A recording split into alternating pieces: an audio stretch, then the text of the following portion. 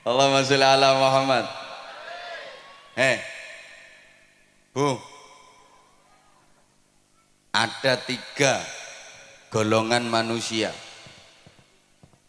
yang ibadahnya sebagus apapun gak akan diterima oleh Allah. Doanya sebaik apapun, sekhusyuk apapun gak akan dikabulkan Allah. Bahkan di akhirat gak bisa menerima syafaat Rasulullah. Rungokno toh. Walaupun ibadahnya bagus, sholatnya top, bukan cuma yang wajib, sholat sunnah dikerjakan semua. Sujud luar biasa. Sekali nyosop batuk mentol telu. Berarti nyosop 2 kali batuk mentol 6. Selesai sholat gak rupa-rupa rai.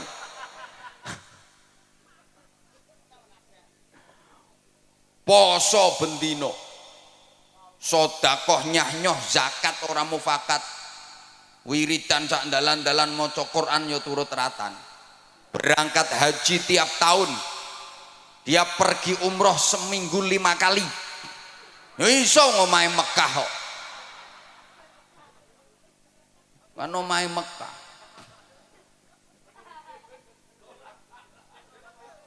Wis tak pikir aku ngomong. Ora iso kowe apa mbantah ora iso. Gak mungkin seminggu umroh berangkat ping 5. Omahe Mekah kok.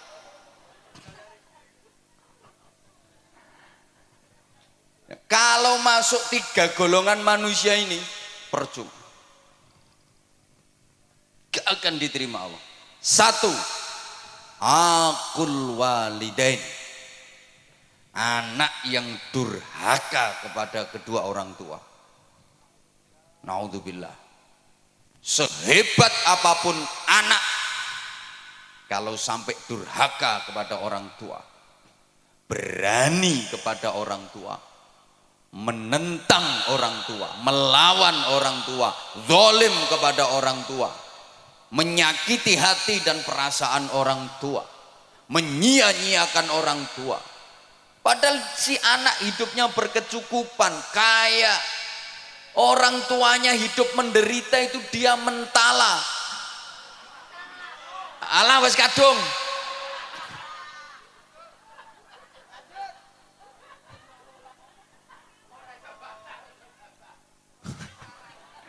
Sing ceramah aku apa sampean?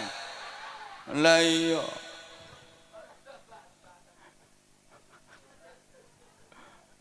Walaupun ini anak alim, mangan kitab entek 2896, ilmune sundul terop, saking pintere sampai iso ngraji entut. Ngraji angin ini sak gampang, ngraji entut. Begitu tit kok.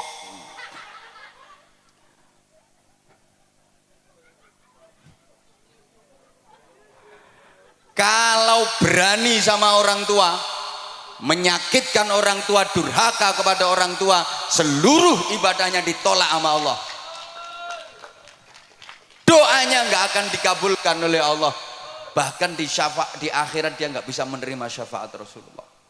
Walaupun secara lahiriah orang tuanya seakan-akan bersalah, karena dalam hubungan anak dengan orang tua itu undang-undangnya cuma ada 2 pasal. Pasal 1, orang tua tidak pernah bersalah. Pasal 2, apabila orang tua melakukan kesalahan, kembali ke pasal 1. Ya gak mumet, memang pasalnya cuma 2 kok. Jadi hubungan anak kepada orang tua itu pasalnya cuma 2 undang-undangnya. Pasal 1, orang tua tidak pernah bersalah. Pasal 2, apabila orang tua melakukan kesalahan, kembali ke pasal 1.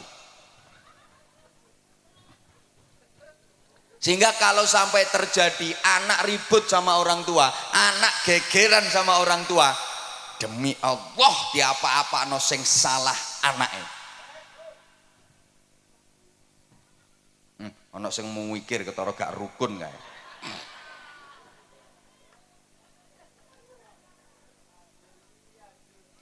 Wajar. Karena nggak ada orang tua, nggak ada anak. Orang tua itu menjadi sarana, lantaran wujudnya manusia di alam dunia, betul?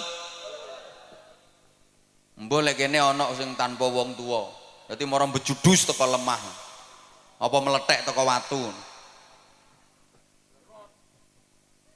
Maka saya di mana-mana katakan selamanya anak nggak mungkin bisa membalas budi kepada orang tua, nggak mungkin anak bisa membalas jasa orang tua, nggak mungkin bisa. Orang tua pernah gembol anak, anak nggak pernah gembol orang tua. Wong tua tahu ngeden ngetokno anak, anak gak tahu ngeden ngetokno wong tuane. Ngedene yang ngetokno gedang goreng. Loh, orang tua merawat anak itu lama dan ikhlas.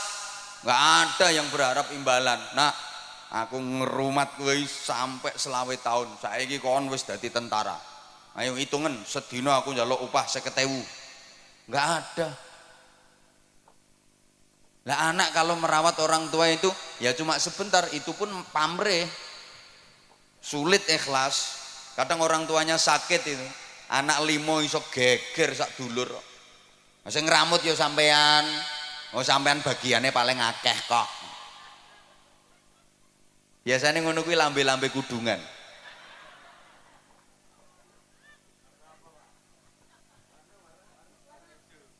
Halo. Halo. Ya. Rungokno. Orang tua merawat anak itu yang diharapkan hidupnya anak. Sing diharap-harap uripe. Lah nek anak ngramut wong tua iki mek karo nunggu matine kok. Sorry ya. Orang tua itu mau gantiin sakitnya anak. Kalau anak nggak mau gantiin sakitnya orang tua. Orang tua rela menggantikan derita anak. Kalau anak nggak mungkin mau menggantikan derita orang tua. Saya udah sering kasih contoh. Orang tua itu punya anak sakit, anak masih kecil sakit. Ya Allah, nangis. Semalaman nungguin anak nggak tidur. Dia nggak rela seekor nyamuk pun menggigit anaknya, hinggap di tubuh anaknya. Ditunggoni sampai gak turu, nangis memohon kepada Allah, ya Allah biar saya saja yang gantiin sakitnya anak saya asal anak saya sehat. Tapi anak gak mungkin mau gantiin sakitnya orang tua. Maaf, ayo coba sampean misalnya punya orang tua sudah pikun, ayo sampean gelem genteni, ya Allah kula sing pikun mawon.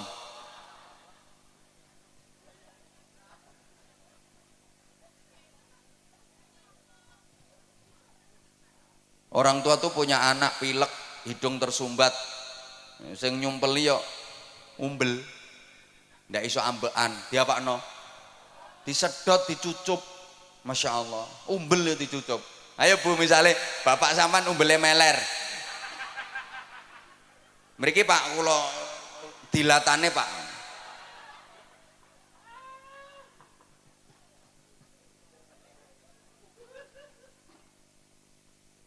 Lah orang tua itu siapa saja?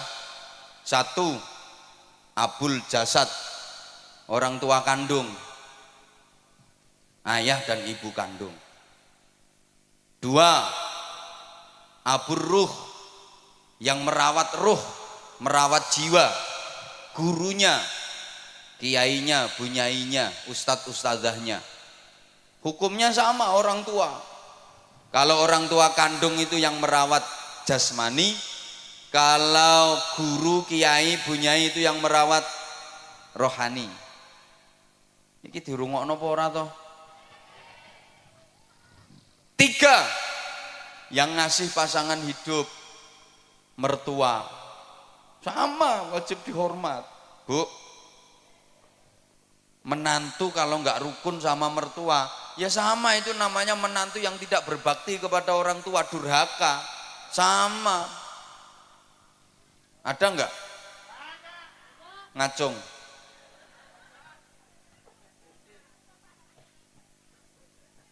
Sing akeh mantu gak rukun karo maratuwa iki mantu wedok. Kenapa? Mohon maaf, penting ini. Perempuan itu cenderung serakah.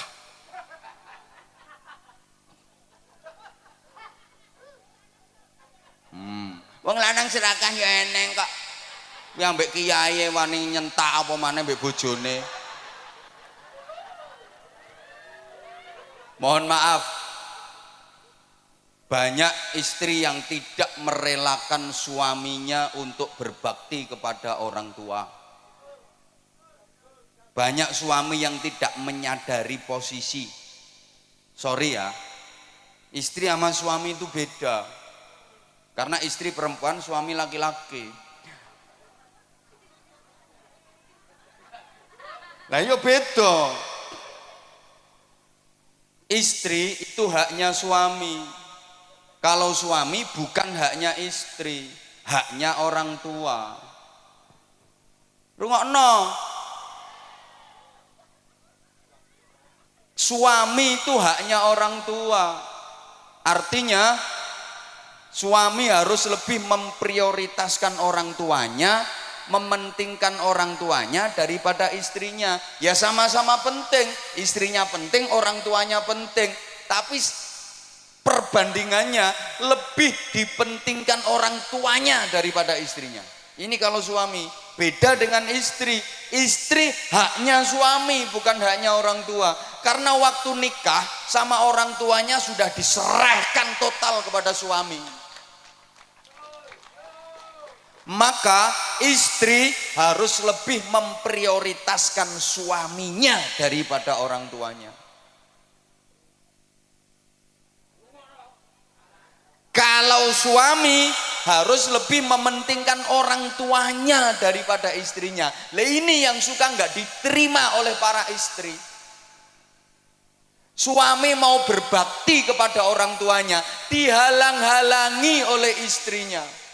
Kadang suami mau ngasih duit ke ibunya, ini si istri ngamuk-ngamuk, diselidiki. Mbok kei pira makmu mau? Mbok kei pira makmu mau? Mbok kei pira? Ya kekno kabeh kono. Kekno kabeh. Ndang ngusungi rono kabeh. Gawa nang gone makmu kabeh kono. Wis, klambimu nang digerono pisan, bantalmu sak sarungmu usungi rono. Engko bengi nang kelon karo makmu kono.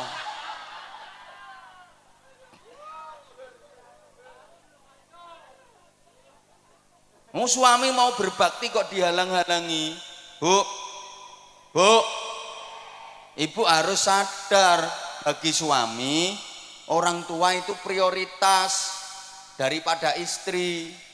Bu, ikhlas nggih, relakan suamimu berbakti kepada orang tuanya. Yang orang tua suami adalah mertuamu. Maka istri solehah, calon-calon bidadari surga itu adalah perempuan-perempuan yang mengikhlaskan, merelakan suaminya berbakti kepada orang tuanya. Suaminya lebih mementingkan orang tuanya daripada dirinya sendiri. Itu perempuan-perempuan solihah, calon-calon bidadari surga. Nggih Bu nggih? Nggih Bu nggih? Jadi misalnya, Bu, suami ibu punya duit 10 juta. Nah, ibu sebagai istri dikasih 3 juta, yang 7 juta dikasihkan ibunya suami. Ikhlas nggih?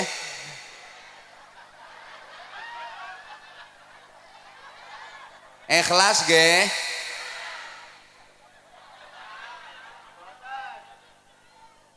Ikhlas mboten? Mulane angel mlebu swargamu ya ngono.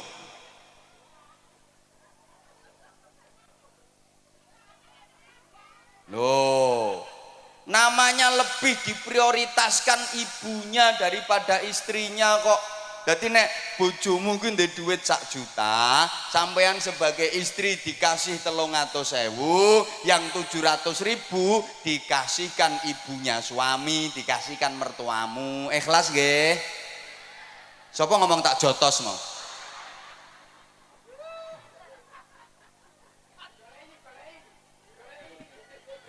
jotos deh. Kuwi istri apa petinju kok tak jotos deh. Kalau ibu ikhlas, nah itu gampang masuk surga. Itu istri solehah dan calon-calon ratu bidadari surga. Halo, rungokno. Jadi sampeyan niku Bu, kalau dikasih uang belanja sama suami, sebelum nerima duit itu sampean ngomong, "Mas, aku sampean kei duit ngene iki, buke sampean kei to ora?" Lek buke sampean kei ya aku gelem nrimo duit iki. Lek nek buke gak sampean kei, aku mau nampani, Mas. Buke kei sik kudu luwih akeh. Lek buke wis sampean kei, lagek tak trimo. Ngoten nggih? Pret. Pret.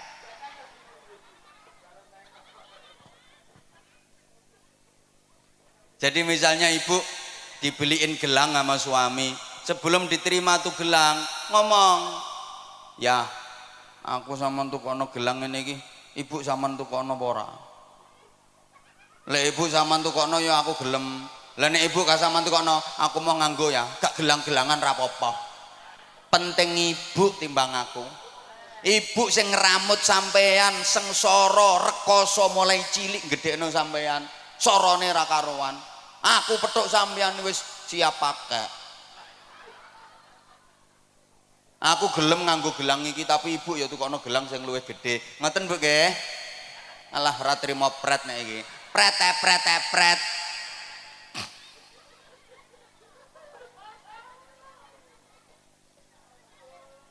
Ibu, jadi misalnya ibu mau diajak berangkat umroh sama suami, ibu harus ngomong, "Ya, aku kata dijak umroh, ibu sampean jak taga. Lek ambek ibu aku ya gelem melu ya. Lah nek ibu gak sampean jak, aku ya mau padha-padhane duwe sampean pas-pasan.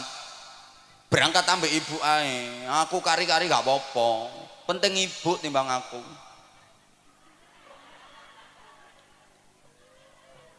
Bapak, sampean sebagai suami Pak, kalau punya istri yang karakternya seperti itu, betul-betul lelaki beruntung di dunia ini. Beja-bejane wong lanang. Subhanallah. Itu istri solihah yang memuliakan suami dunia akhirat. Betul Pak. Kalau Bapak punya istri dengan tipikal seperti itu, aku pesen Pak, ramuten sing apik, jangan sia-siakan. Betul Pak. Perempuan seperti itu Pak, sebelum mati jangan dikubur dulu.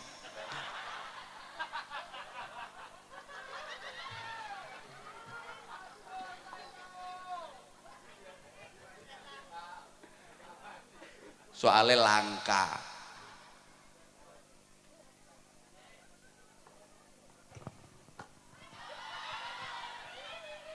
Lo udah 1,5 jam loh ini.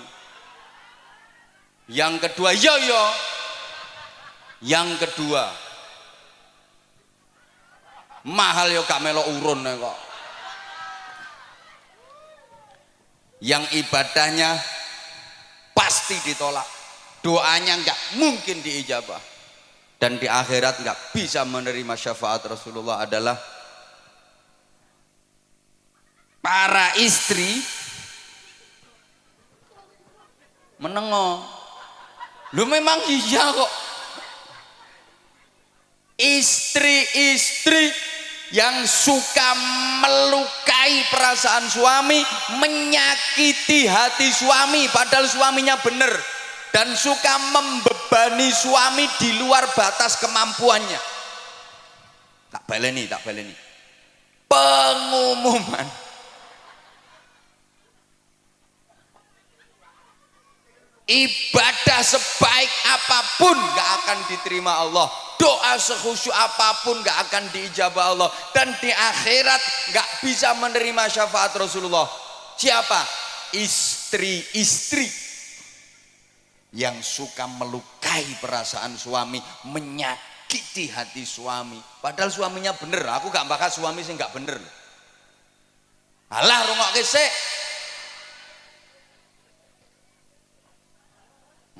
Ucul ya ben balon murah kok. Balon ucul geger ndangak kabeh. Tuku meneh 5.000 kok. Hah? Malah mek 3.000 gegerno pengajian. Halo? Halo? Bu, ini beneran loh Bu. Rasulullah pernah cerita, besok di akhirat itu ada perempuan yang wujudnya enggak wujud manusia, bentuknya enggak bentuk manusia, tapi ndasnya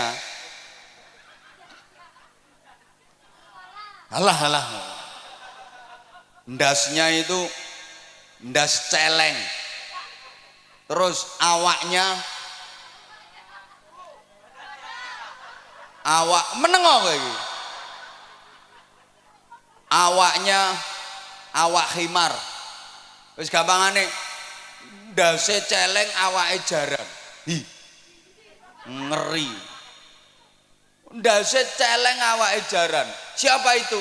Ya tadi perempuan yang suka membebani suami di luar batas kemampuan.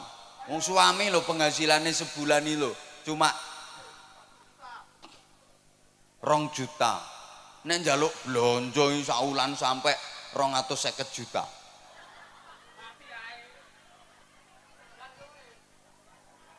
Misalnya perempuan yang suka melukai perasaan suami dan menyakiti hati suami, maka seperti itu akibatnya, ibadahmu gak akan diterima Allah. Tiwas dawir lambemu lah, dikir macam-macam percuma, doa gak diijabah, di akhirat gak bisa mendapat syafaat Rasulullah. Nah sekarang ganti, para suami ya harus fair dong. Yo kok wong wedok ae. Para suami laki-laki rungokno. Yang suka melukai perasaan istrinya, menyakiti hati istrinya, maka akibatnya aku durung tahu krungu keterangannya. Saya belum pernah mendengar keterangannya. Jadi ya saya nggak pernah dengar dalilnya.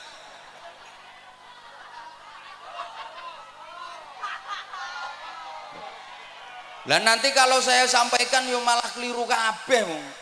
Saya nggak pernah denger kok.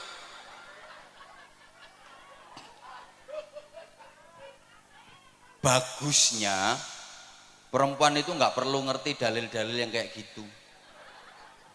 Marake ngelama, ngelunjak, ingkrah ndase wong lanang. Lho wong istri itu lo nggak ngerti dalil lho, suami iso kalah. Apalagi ngerti dalil, malah nyenyek wong lanang.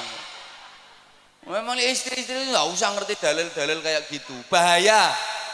Wong nggak ngerti dalil sing lanang kalah kok, pemane ngerti dalil. Mulane bro, sing urung rapi ya.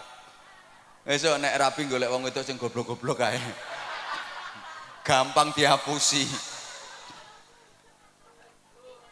Nek pinter-pintere gak iso ngendhalekno nyonyor kae.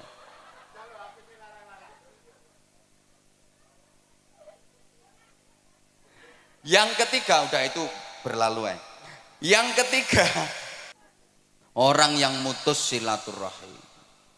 Itu yang ibadahnya nggak akan diterima oleh Allah. Doanya nggak diijabah sama Allah. Di akhirat nggak bisa mendapatkan syafaat Rasulullah. Maka itu perlu kita hindari 3 hal tadi. Allahumma sholli ala Muhammad. Nah, selanjutnya jamaah rahimakumullah, perlu perbaikan diri. Peningkatan kualitas ibadah. Baik yang vertikal, hablum minallah, ibadah ritual, maupun yang horizontal, hablum minan nas, ibadah sosial. Halo. Dilanjut apa mboten? Oke, tak imbui. Ya, ini ibarat kerja itu lembur berarti. tambahan durasi ya. Gini, ya, hidup ini harus selalu ada peningkatan dan perbaikan. Slogane hari ini harus lebih baik daripada kemarin, dan esok harus lebih baik daripada hari ini. Dalam menjalani hidup, pantang bagi kita untuk berprinsip aku masih seperti yang dulu, aku begini engkau begitu. Itu sama saja. Kalau orang Jawa bilang sami mawon, nek diteruske bokonge Mbak Mi dintup. Harus ada dinamika ke arah hidup yang lebih baik. Ibu bapak jamaah rahimakumullah, pembangunan musola ini harus disertai dengan pembangunan manusianya. Iya, kita berharap mudah-mudahan musola, masjid-masjid yang ada itu benar-benar bisa menjadi laboratorium rohani,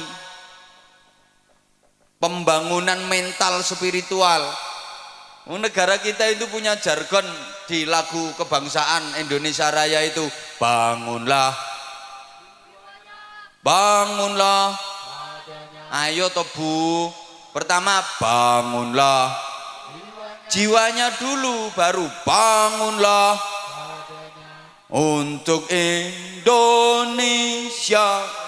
Bangunlah jiwanya. Pembangunan jiwa itu menjadi sangat penting.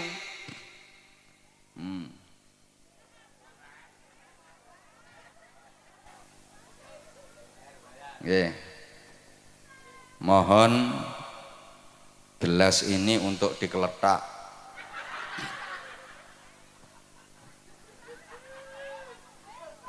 Untuk pembangunan sorban. Nggih. Iya. Nah itu juga termasuk bagian dari perbaikan. Nggih Bu nggih. Bu, saya yakin semuanya bawa duit. Kalau nggak bawa duit nggak apa-apa kok, kalung dilepas, gelang dipelorot nggak apa-apa, nanti biar dijual sama panitia. Ini pasti semuanya bawa duit. Saya nggak percaya kalau nggak bawa duit. Ono yang 100.000, ada yang 50.000, 20.000, 10.000, 5.000, 2.000, 1.000. Nanti kira-kira yang disedekahkan berapa?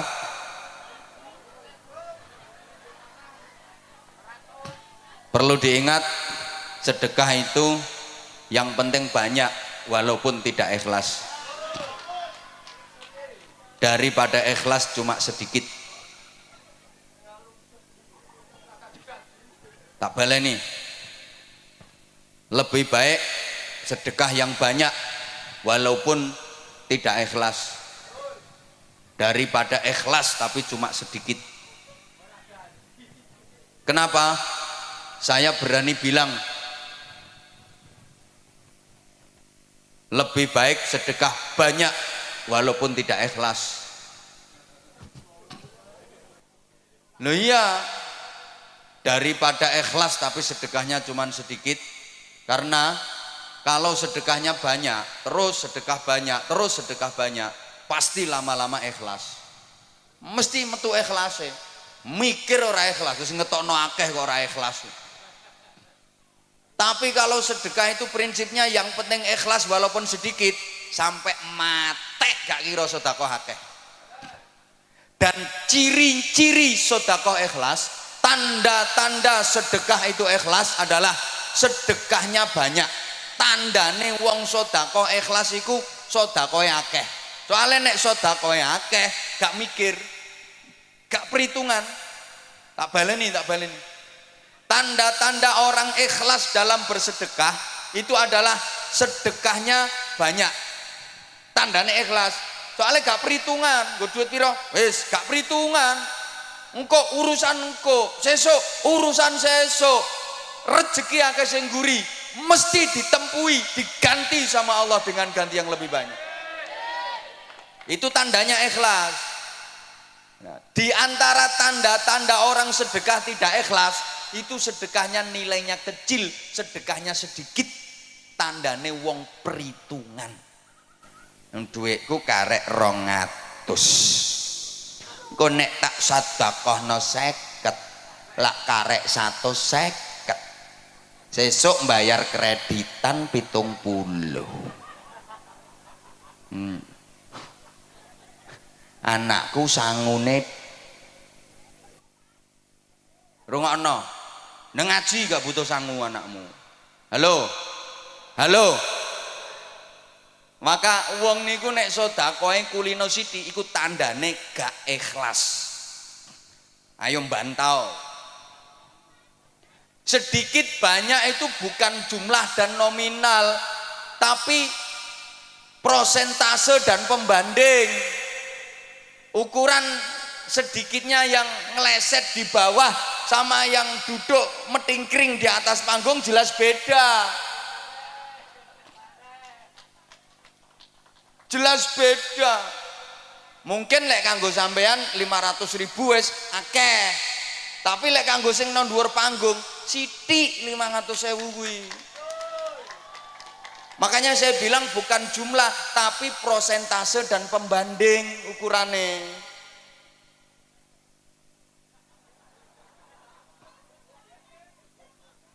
Lah iya, makanya kalau saya katakan di antara tanda ikhlas dalam bersedekah itu sedekah nominalnya banyak, nilainya banyak. Kuwi tandane ikhlas karena dia nggak perhitungan. Tandane wong sedekah gak ikhlas itu sedekahnya sedikit karena dia perhitungan. Halo. Orang yang beramal di dunia tanpa perhitungan, besok di akhirat Allah yo gak perhitungan, langsung dimasukkan surga sama Allah. Itu namanya masuk surga tanpa hisab. Tanpa hisab itu tanpa perhitungan. Siapa yang dimasukkan surga tanpa hisab, tanpa perhitungan? Ya orang-orang yang waktu di dunia amalnya tanpa perhitungan.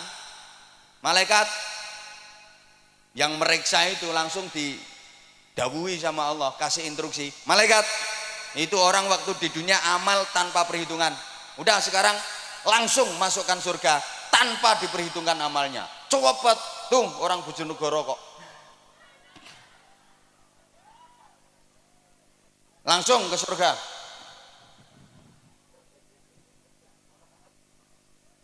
Halo. Lah kalau orang di dunia amalnya penuh perhitungan, besok di akhirat Allah juga penuh perhitungan. Dihitung dulu. Amal bagusnya ada berapa, amal jeleknya ada berapa. Lebih banyak mana? Tangannya untuk muter tasbih sama untuk kopek jarene. Lebih banyak mana itu? Diperhitungkan semuanya. Lama perhitungan itu. Paham nggih? Paham nggih? Ada yang masuk surga bi ghairi hisab, tanpa hisab. Itu artinya tanpa diperhitungkan amalnya. Orang-orang yang waktu di dunia melakukan amal tanpa perhitungan, besok di akhirat Allah memasukkan surga tanpa perhitungan. Tapi kalau amal di dunia diperhitung sok no akhirat awas diperhitung karo Gusti Allah.